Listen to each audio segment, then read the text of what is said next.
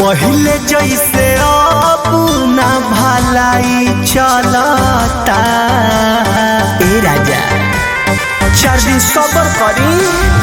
पहले जैसे अब ना भलाई चलता।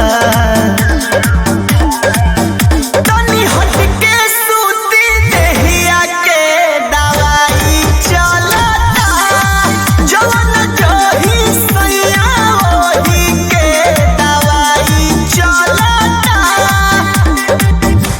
तनिको न सैया ढीला हाई चलता। मान जाए ना।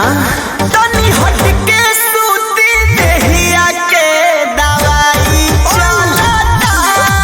जवन जही सैया ओही के दवाई चलता।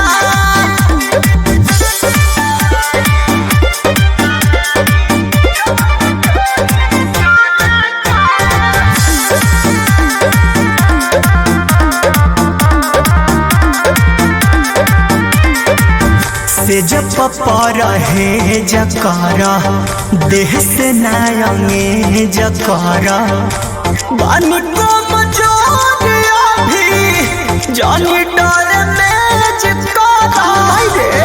कहाँ जाए रे। से जब रहे जकारा देह से नायंगे जकारा। बानी को मचोरिया भी जानी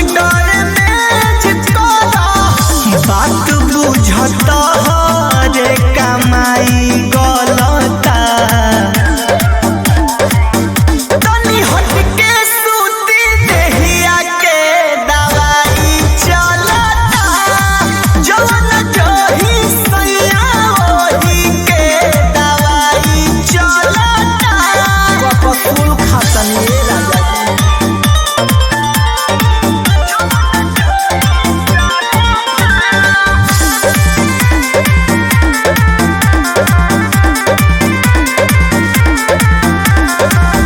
सट जानी जरिया हो खींच जानी सड़िया हो। बोलो बिशुनपुरी जानी कर बरिया हो। मान जा। सट जानी जरिया हो खींच जानी सड़िया हो। बोलो बिशुनपुरी जानी